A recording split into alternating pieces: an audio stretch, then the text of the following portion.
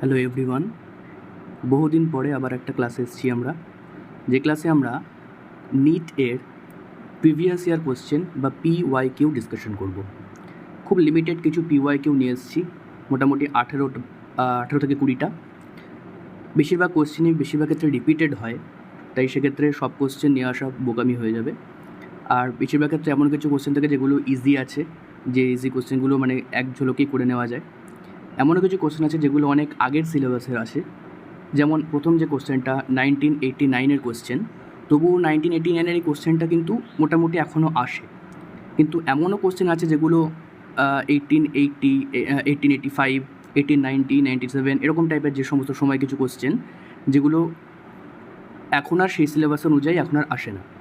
তাই আমরা বর্তমান সিলেবাসকে মেনটেন করে নিটের প্রিভিয়াস যে সমস্ত কোশ্চেন সেগুলোকে নিয়ে একবার ডিসকাশন করব। তো প্রথম যে question, in the periodic table with the increase in atomic number the metallic character of an element, option A, decrease in a period and increase in a group, decrease in a increase in a period and decrease in a group, increase in a period as well as in the group, decrease in a period as well as in the group. In the periodic table, in the increase in the atomic number, the metallic character, তো metallic character গ্রুপের উপর থেকে নিচে আসলে metallic character বাড়ে, আর বাদিক থেকে ডান দিকে গেলে মেটালিক ক্যারেক্টার কমে, নর্মালিটি ক্যারেক্টার বেড়ে যায়। তাই উপর থেকে নিচে আসলে মেটালিক ক্যারেক্টার বাড়বে, তাহলে increase in a decrease in a period, decrease in a period and increase in a group, তাহলে অপশন এ হবে এখানে answer. Second question, Na+, Mg2+, Al3+, Si4+, মানে সোডিয়াম প্লাস, ম্যাগনেশিয়াম 2+, অ্যালুমিনিয়াম 3+, আর silicon 4+ আর isoelectronic, the order of their ionic size. তো positive charge, ionic radius যেটা, ionic রেডিয়াসের ক্ষেত্রে আয়নিক রেডিয়াসের ক্ষেত্রে যত পজিটিভ চার্জ হবে, পজিটিভ চার্জের ক্ষেত্রে রেডিয়াস কিন্তু কম হবে, আর নেগেটিভ চার্জ যত বাড়বে তত রেডিয়াস বেশি হবে। তাই নেগেটিভ চার্জের দিকে আমরা সবসময় দেখব, বা পজিটিভ চার্জের দিকে দেখব, যত বেশি পজিটিভ চার্জ তত রেডিয়াস কম। তাহলে সবচেয়ে বেশি পজিটিভ চার্জ এখানে কার আছে? সিলিকন 4+-এর আছে। তো সিলিকন 4+-এর যে রেডিয়াস হবে সেটা সবচেয়ে কম হবে।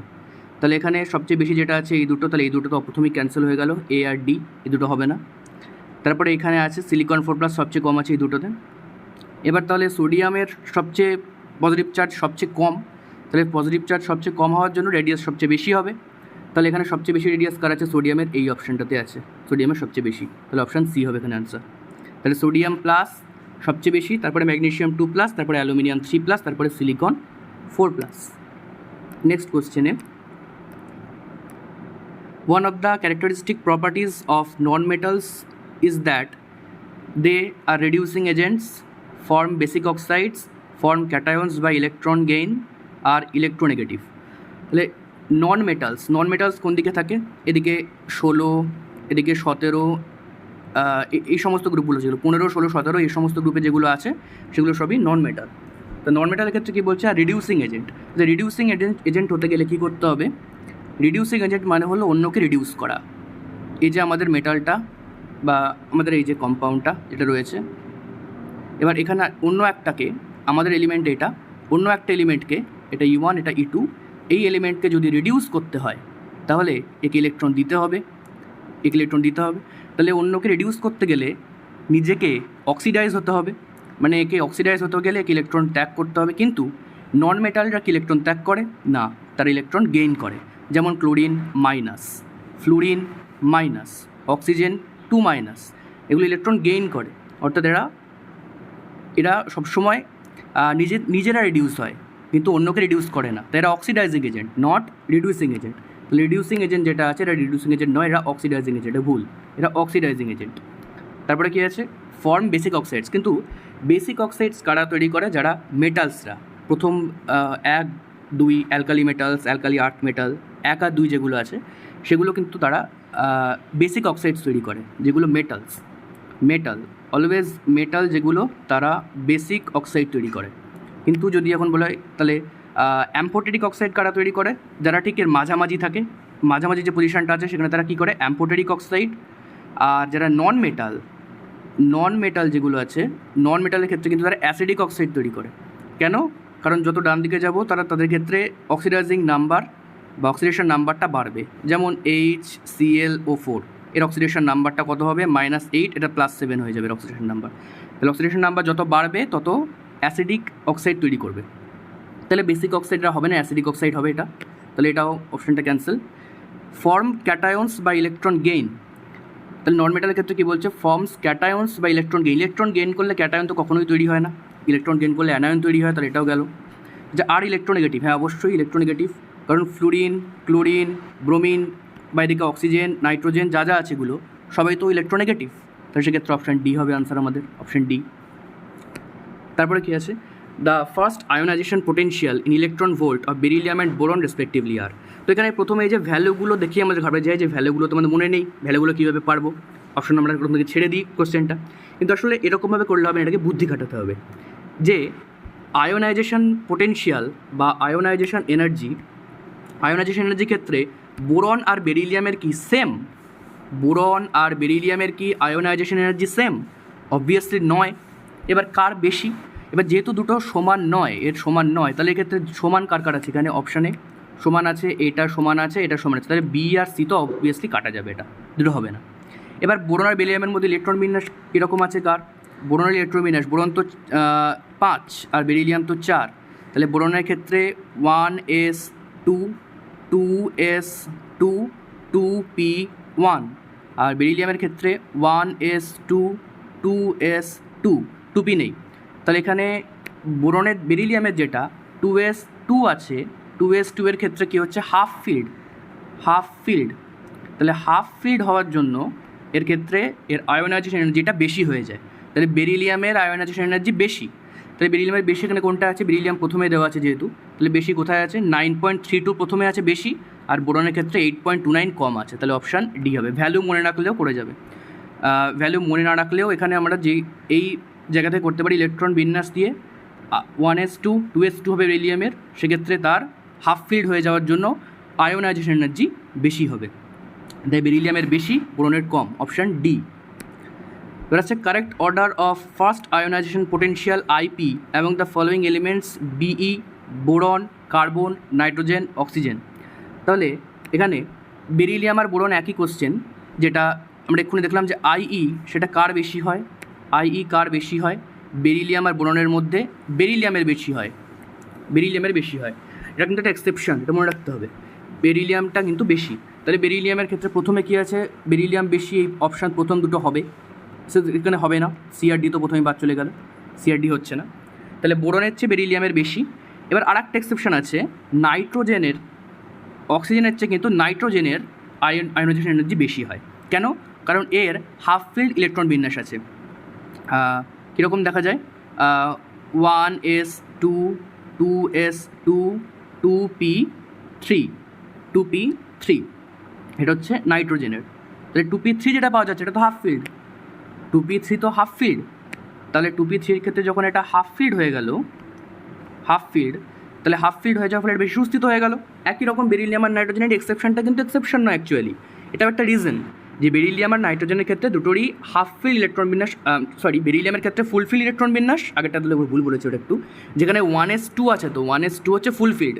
এসের মধ্যে কটা ইলেকট্রন থাকে? দুটো, ম্যাক্সিমাম দুটো, তাহলে দুটোই আছে বেরিলিয়ামের মধ্যে, তাই এটা হচ্ছে ফুল ফিল্ড। কিন্তু নাইট্রোজেনের ক্ষেত্রে 2p3, পি এর ক্ষেত্রে হায়েস্ট কটা থাকে? 6টা, কিন্তু আছে 3টে, তাই এটা হচ্ছে হাফ ফিল্ড। দুটোর ক্ষেত্রে বেশি সুস্থিত, তাই বেরিলিয়াম হচ্ছে বোরনের চেয়ে বেশি, আর নাইট্রোজেন হচ্ছে অক্সিজেনের চেয়ে বেশি আয়োনাইজেশন এনার্জির দিক থেকে। তাহলে নাইট্রোজেন বেশি হবে, প্রথমটার মধ্যে আছে এটা, না নাইট্রোজেন বেশি, তাহলে অপশান এ যাবে আনসার, অপশান এ। আশা করি বোঝা গেল। এবার question 6, the আয়ন্স O2 minus, F minus, Na plus, Mg2 plus and Al3 plus are isoelectronic. Their ionic radii is should. এবার আয়নিক রেডিয়ার ক্ষেত্রে যেটা বলেছিলাম, পজিটিভ চার্জ যদি থাকে, পজিটিভ চার্জের ক্ষেত্রে রেডিয়াস কমবে, নেগেটিভ চার্জের ক্ষেত্রে রেডিয়াস বাড়বে। তো নেগেটিভ চার্জ যত বেশি থাকবে রেডিয়াস তত বেশি হবে। নেগেটিভ চার্জ কার বেশি আছে এখানে? অক্সিজেন 2 মাইনাস সবচেয়ে বেশি, ফ্লুরিন মাইনাস তার চেয়ে কম, সোডিয়াম প্লাস তার চেয়ে কম, Mg2+ তার চেয়ে আরও কম, আর অ্যালুমিনিয়াম 3+ তো সবচেয়ে কম, কারণ পজিটিভ চার্জ সবচেয়ে বেশি, রেডিয়াস সবচেয়ে কম, তাহলে অ্যালুমিনিয়াম 3+ সবচেয়ে কম, আর O2- হচ্ছে সবচেয়ে বেশি। তাহলে কী আছে প্রথম option, an increase from O2- to F- and then decrease from Na+ to Al3+। Increase from O2- to F-, মানে কী বলছে, O2- হচ্ছে F বেশি, F- বেশি না, এটা তো না, O2- বেশি, তাহলে প্রথম অপশান হচ্ছে না। তারপর কী বলছে, A decrease from O2- to F- and then increase from Na+ to Al3+। Decrease from O2- to F-, ঠিক আছে এটা, then increase from Na+ to Al3+, না Al3+ তো বেশি হয়ে যাচ্ছে না, এখানে কী বলছে, then increase from Na+ to Al3+। Al3+ তার মানে বেশি বলছে, Na+ এর চেয়ে Al3+-এর আয়নিক রেডিয়াস বেশি বলছে, কিন্তু আমি কি বললাম যে পজিটিভ চার্জ যত বেশি হবে তত আয়নিক রেডিয়াস কম হবে, তাহলে এক্ষেত্রে এটাও ভুল হয়ে গেল, রেডিয়াস অ্যালুমিনিয়ামের কম হওয়া উচিত ছিল। তাহলে কী বলছে, significant increase from O2- to Al3+, না পজিটিভ চার্জের দিকে ইনক্রিজ হবে না ডিক্রিজ হবে, তাহলে সিও গেল। তাহলে কী বলছে, significant decrease from O2- to Al3+, একদম ঠিক, কারণ এখানে ডিক্রিজ হবে, O2- সবচেয়ে বেশি আর প্লাস সবচেয়ে কম, তাহলে এটাও হয়ে গেল অপশন ডি।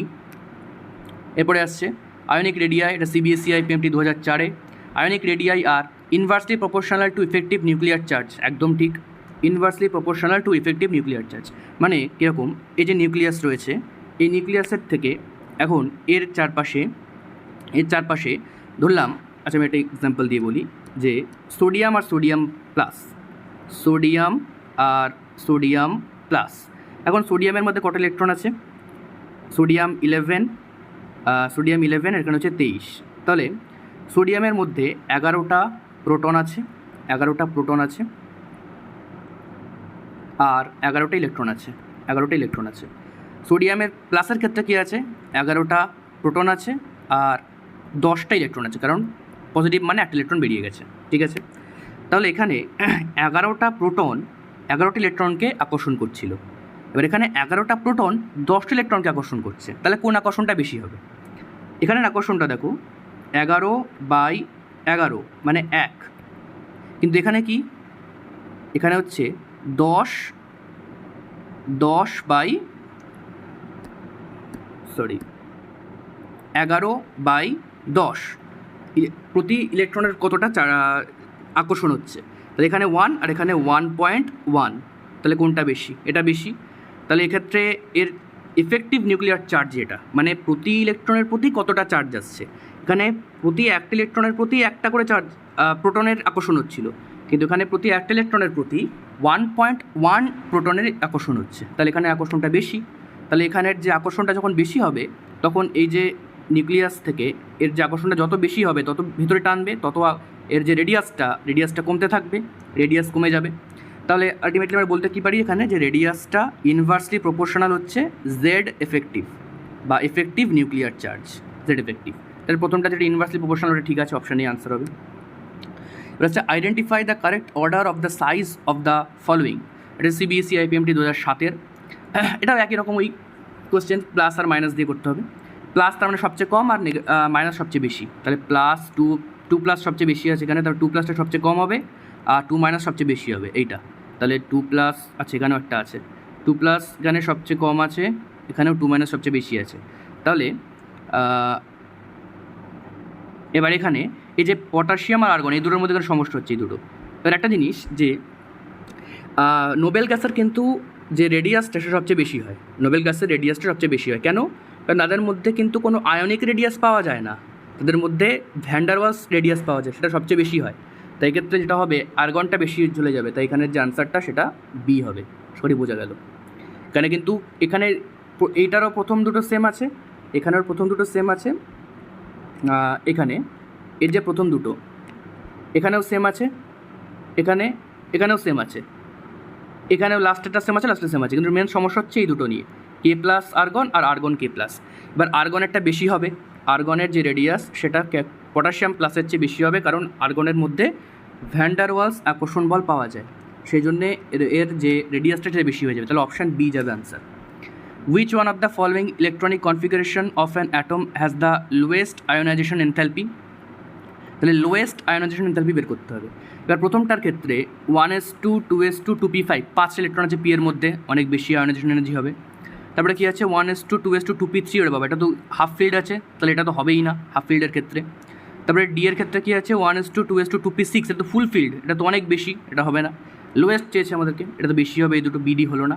আর সি এর ক্ষেত্রে কী আছে 1s2 2s2 2p5 3s1, তো 3s1 আছে মানে তো একটা ইলেকট্রন এমনি বেরিয়ে যেতে পারে, এস থেকে একটা ইলেকট্রন বেরিয়ে গেলে তো 2p5 হয়ে যাবে, অনেক বেশি সুস্থিত, তাহলে সি হবে এটা আনসার, সি। প্রশ্ন 10, which of the following represent the correct order of increasing electron gain enthalpy with negative sign for the elements oxygen, sulfur, fluorine, chlorine? আচ্ছা কী বলছে, correct order of increasing electron gain enthalpy, increasing electron gain enthalpy মাথা রাখতে হবে। The most electron gain enthalpy, the most electron gain enthalpy in the periodic table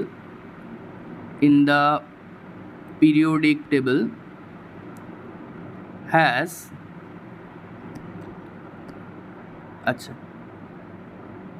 occurs in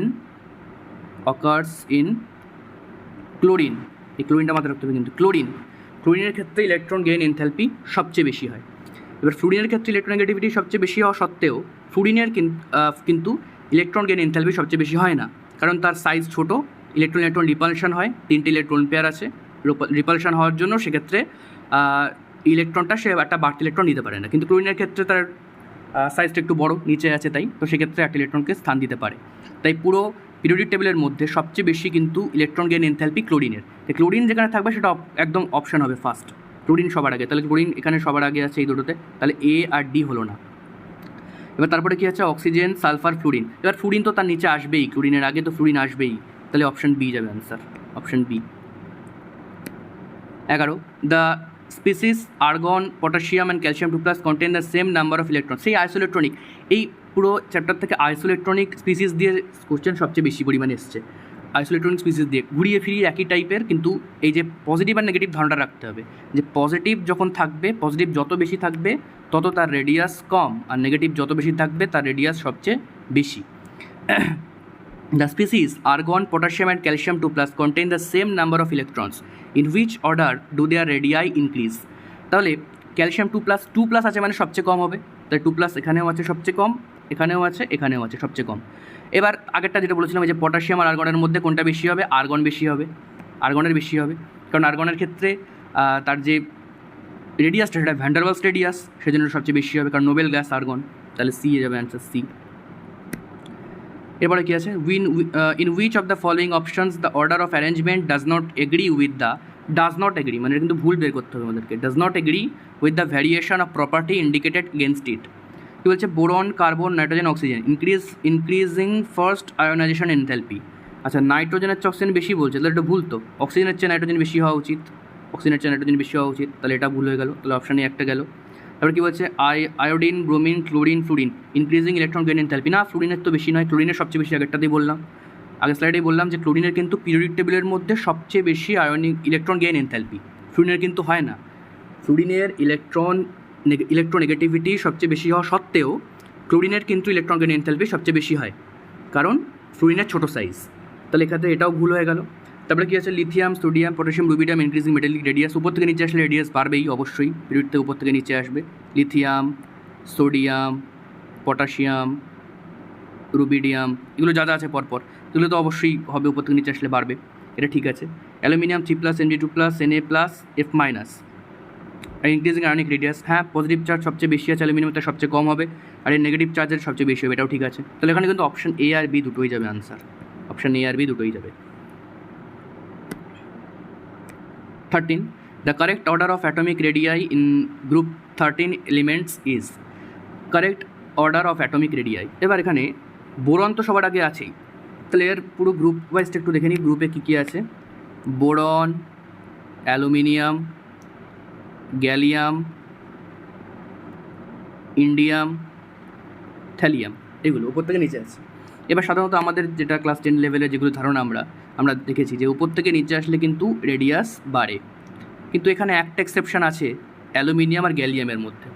aluminium আর গ্যালিয়ামের মধ্যে একটা exception আছে কি, যে গ্যালিয়ামের রেডিয়াসটা যেটা রেডিয়াস গ্যালিয়ামের অ্যালুমিনিয়ামের চেয়ে কম হয়ে যায়, কেন? এটা একটা এক্সেপশন, কিন্তু কেন কম হয়ে যায়? কারণ এর মধ্যে অতিরিক্ত ডি ইলেকট্রন চলে আসে। এবার গ্যালিয়ামের মধ্যে ডি ইলেকট্রন চলে আসার জন্য সেক্ষেত্রে কী হয়, তার আবরণী প্রভাব কম হয়ে যায়, স্ক্রিনিং এফেক্ট কম হয়ে যায়, বা শিল্ডিং এফেক্ট কম হয়ে যায়।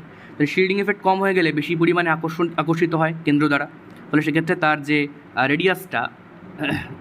রেডিয়াসটা সেটা বেশি আকর্ষিত হওয়ার জন্য কমে যায়। তাহলে গ্যালিয়ামের যে রেডিয়াসটা সেটা কমে যায় আসলে। তাহলে এখানে কী আসবে, বোরন সবচেয়ে কম, ঠিক আছে। তারপরে আসবে কিন্তু গ্যালিয়াম, তারপরে অ্যালুমিনিয়াম, তারপরে অ্যালুমিনিয়াম। এই যে গ্যালিয়াম অ্যালুমিনিয়াম, তাহলে অ্যালুমিনিয়াম গ্যালিয়াম তো হবেই না, বি আর সি কাটা গেল।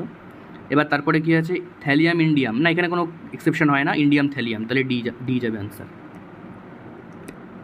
এবার কী আছে, which one of the elements with the following outer orbital configurations may exhibit the largest number of oxidation states? Which one of the elements with the following outer orbital configurations may exhibit largest number of oxidation states? আচ্ছা, oxidation state largest হতে গেলে কী করতে হবে, total number of odd electrons, তাহলে odd electrons কতগুলো আছে এখানে? Odd electrons এখানে 3 আর 2 আছে 5টা, এখানে কটা আছে 5 আর 1 6টা, এখানে কটা আছে 5 আর 2 7টা, এখানে কটা আছে 2 আর 2 4টে, তাহলে অপশান সি হবে। এটা কিন্তু ম্যাঙ্গানিজের, এটা হচ্ছে ম্যাঙ্গানিজের ইলেকট্রন বিন্যাস, আর ম্যাঙ্গানিজ কিন্তু +7 অবধি দেখায়। এটা অনেক সময় কোশ্চেন আসছে 3D এলিমেন্টের মধ্যে সবচেয়ে বেশি অক্সিডেশন নাম্বার কার আছে, সেটা হচ্ছে ম্যাঙ্গানিজের। কত অবধি আছে? +7 অবধি আছে, এটা মাথায় রাখবে। এরপর একটা, from the following pairs of the ion which one is not an isoelectronic pair? Isoelectronic নয় কোনটা বের করতে হবে। আচ্ছা, O2 মাইনাস যেটা, আচ্ছা একবার এটা করে নিই। O2 মাইনাসের ক্ষেত্রে কটা ইলেকট্রন আছে? 8 আর 2 দুটো বেশি আছে, তাহলে 8 আর 2 হচ্ছে 10টা। শূন্যের ক্ষেত্রে কটা আছে? 9 আর 1 10। ম্যাঙ্গানিজ 2+এর ক্ষেত্রে কত আছে? ম্যাঙ্গানিজের ক্ষেত্রে 25, সেখান থেকে দুটো বাদ দিলে কত থাকবে? 25 থেকে দুটো বাদ দিলে 23। আয়রনের কত আছে? 26, সেখান থেকে 3টে বাদ দিলে 23। সোডিয়াম আর ম্যাগনেশিয়াম, সোডিয়ামের কত আছে? সোডিয়ামের হচ্ছে 11 থেকে একটা বাদ দিলে 10টা, ম্যাগনেশিয়ামের 12টা থেকে দুটো বাদ দিলে 10টা। এখানে আয়রনের 2+ কত আছে? আয়রন 26 থেকে দুটো বাদ দিলে, আয়রনের 26 থেকে দুটো বাদ দিলে হচ্ছে 24, আর ম্যাঙ্গানিজের দুটো বাদ দিলে থাকে 23, 25, সেখান থেকে চলে আসবে 23, তাহলে এটা আইসোইলেকট্রনিক নয়, তাহলে ডি যাবে অ্যান্সার। এরপরে, which electronic configuration of an element has abnormally high difference between second and third ionization energy? মানে সেকেন্ড আর থার্ড আয়নাইজেশন এনার্জির মধ্যে সবচেয়ে বেশি ডিফারেন্স থাকবে, মানে সেকেন্ড আর থার্ডের মধ্যে। তার মানে প্রথমটা বেরিয়ে যাবে। আচ্ছা, প্রথমটা বেরিয়ে গেল, এটা তো অসুবিধা হবে না, এটা ঠিক আছে। তারপরেরটা, এটা তো P1, এটা বেরিয়ে যাবে। তারপরে 3P2 যেটা, এখান থেকে কী হবে,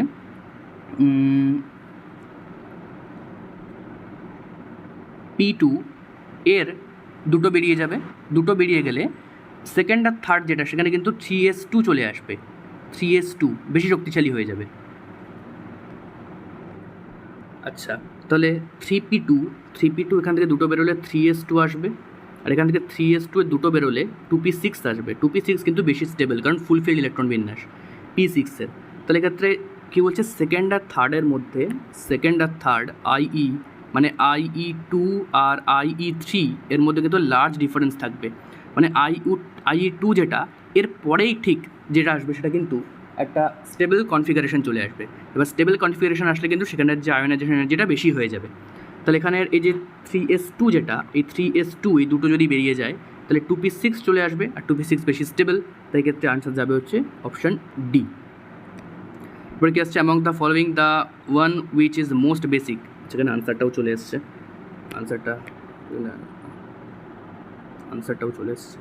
যাই হোক, among the following the one which is most basic. আচ্ছা যাই হোক, জিঙ্ক অক্সাইড, অ্যালুমিনিয়াম ট্রাইঅক্সাইড, এগুলো কিন্তু অ্যাম্ফোটেরিক, এটা মাথায় রাখতে হবে, এগুলো কিন্তু অ্যাম্ফোটেরিক।